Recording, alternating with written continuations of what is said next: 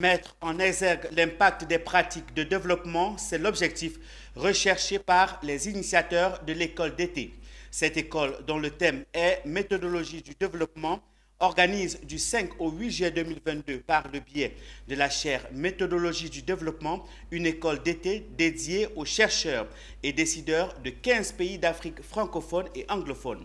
La cérémonie officielle de lancement s'est tenue le jeudi 7 juillet à l'École nationale supérieure de statistique et d'économie appliquée ENCA de Cocody en présence du ministre de l'Enseignement supérieur, de la Recherche scientifique, Adama Diawara, ainsi que du ministre du Plan et du Développement, Kabanyale. Le point avec Diane Kablancan et Augustin Kra.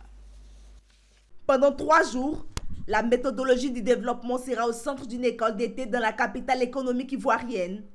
Cette école rassemble 2 groupes de participants, dont un public de chercheurs, ayant démontré un intérêt et une capacité à incorporer les méthodes d'évaluation, d'impact dans leurs travaux de recherche et un public de décideurs politiques africains, impliqués soit dans les commissions d'évaluation, soit dans l'application des résultats probants pour guider la décision politique. Il y a 2 grands publics. Il y a le public des chercheurs qui vont travailler sur vraiment la question méthodologique pour avoir des recherches de haute qualité.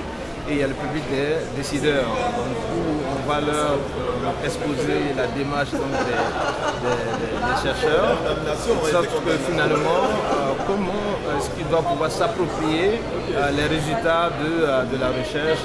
L'école d'été méthodologie du développement est animée par des chercheurs de renom affiliés au réseau JIPAL, dont Esther Duflo, lauréat du prix Nobel d'économie 2019. Les 2 dernières journées du programme ont pour but d'illustrer le rôle de l'évaluation, d'impact dans l'élaboration de politiques efficaces à travers un programme alliant présentation et études de cas sur les méthodes rigoureuses d'évaluation. Ce programme de formation est soutenu au plus haut niveau par l'État de Côte d'Ivoire.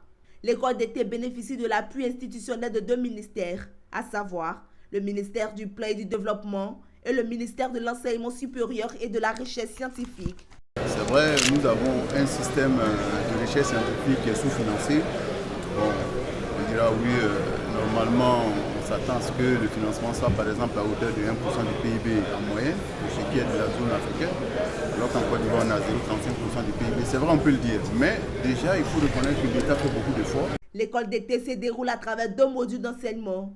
Afin de répondre aux besoins et intérêts des groupes de participants, les 2 modules seront complétés par des sessions communes rassemblant les 2 groupes de participants afin de faciliter les échanges autour de ces cas pratiques.